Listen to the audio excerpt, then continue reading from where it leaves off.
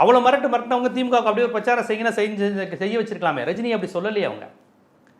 புரியுதுங்களா? இன்னைக்கு எடப்பாடி பழனிசாமி இரட்டை சின்னத்தினுடைய பெருமை குறித்து ரஜினிகாந்தை கூப்பிட்டு தான் பேச வைக்கிறாரு. இன்னைக்கு ஏவா வேலு புத்தக வெளியீட்டு விழாவுக்கு ரஜினிகாந்தை வச்சு தான் திமுகவின் பெருமையை பேச வைக்கிறாங்க, கலைஞருடைய பெருமையை பேச வைக்கிறாங்க. ஜெயலலிதா அம்மையார் நினைவேந்தல்ல ரஜினிகாந்தை கூப்பிட்டு தான் ஜெயலலிதா அம்மையாரை பற்றி பேச வைக்கிறாங்க. ஆந்திரா, உத்தரப்பிரதேசம், வேறு மாநிலங்களில் நடக்கிற விழாக்கள் எதுவாக இருந்தாலும் ரஜினிகாந்தை கூப்பிட்டு தானே பேச வைக்கிறாங்க.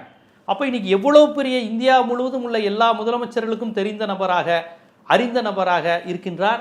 மலேசியாவுக்கு போனால் மலேசிய அதிபர் ரஜினிகாந்தை எந்திரிச்சு நின்று வணக்கம் வைக்கிறாரு. ஸோ இப்படிப்பட்ட ஒரு ஆளுமையாக இருக்கிறார். எல்லா கட்சிக்காரங்களும் எல்லா ஆளுமைகளும் எல்லா நாட்டு அதிபர்களும் மதிக்கக்கூடிய மனிதராக இருக்காரு. அந்த விரும்பிட்டு அப்படியே போறார். வேணா நம்முடைய அரசியல் பாஜக நம்மளை பயன்படுத்த நினைச்சிச்சுங்கிறது நினைத்து தமிழர்களை காப்பாற்றணுங்கிற நோக்கத்தில் போயிட்டார். தன்னையும் காப்பாற்றிக்கிட்டாரு, தமிழ்நாட்டையும் காப்பாற்றிக்கிட்டார். இப்படியாக அரசியலிலிருந்து வேணான்னு ஒதுங்கிய ஒரு வெளிப்படையான மனிதரை நீங்கள் வந்துக்கிட்டு பயந்துட்டாரு, திமுக உங்களை மிரட்டிருச்சு அப்படின்னு சொன்னால் என்ன அர்த்தம்? அதுக்கு தான் ரஜினிகாந்த் ஒரு பதில் சொல்லியிருக்காரு. விஜய் அவர்களே, 96 ரஜினி ரசிகர்கள் இறங்கின மாதிரி இறங்க போகிறாங்க. இப்போ அந்த வார்த்தையை நான் அப்படியே படிச்சிடுறேன். காலம், அந்த வார்த்தை தான் ரொம்ப முக்கியம்.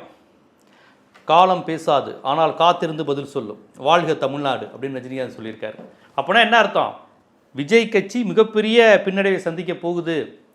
அது மட்டும் இல்லை, அதிமுக கூட்டணிக்கு விழுகிற ஓட்டை தான் விஜய் வாங்க போகிறாரு. திமுகவை திட்டி ஏடிஎம்கே ஓட்டை தான் வாங்க போகிறீங்க. இப்போ ஏடிஎம்கே பலம் பெறணும்னு மனசாக நினைக்கிறார் ரஜினிகாந்த். அதனால தான் ஏடிஎம்கே பிஜேபி கூட்டணி கட்சி தலைவர்கள் பேரெல்லாம் சொல்லி பாராட்டியிருக்கார். அதோட அர்த்தம் என்னன்னா, விஜயோடலாம் சேராதீங்க, விஜயை அப்படியே கழட்டி விடுங்க, காலி பண்ணுங்கிறது தான் மறைமுக செய்தி. அதான் ரொம்ப வெளிப்படையாக சொல்லியிருக்காரு. ஆனால் ரஜினிகாந்தோடைய விருப்பங்கிறது சரிதான். ஏன்னா தமிழ்நாட்டில் திமுக அதிமுகங்கிற 2 கட்சி இருக்கணும். அந்த இடத்த விஜய் பிடிக்கக்கூடாது. இப்போ விஜய்க்கு ஒரு இமேஜை கொண்டு விஜய் 2வது இடத்துக்கு வந்துடுவார், அதிமுக இடத்த காலி பண்ணிடுவார்னு இந்த வலதுசாரியெல்லாம் டிவியில் பிரச்சாரம் செஞ்சாங்க. அது அட்டோட காலி. ரஜினிகாந்தே விஜய்க்கு எதிராக இருக்கிறார். அப்படி என்றால் விஜய்க்கு ஓட்டு போடணும்னு நினைத்த திமுக எதிர்ப்பாளர்கள் கூட அதிமுகவுக்கு தான் ஓட்டு போடுவாங்க, வெளியே விஜய்க்கு ஓட்டு போட மாட்டாங்க.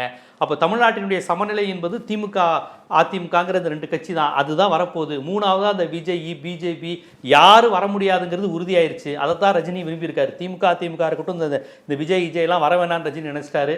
ரஜினி ரசிகர்களுக்கு மெசேஜ் கொடுத்துட்டாரு. விஜய் அவர்களே, 234 தொகுதியில் நீங்கள் வாஷ் அவுட்டு தான்.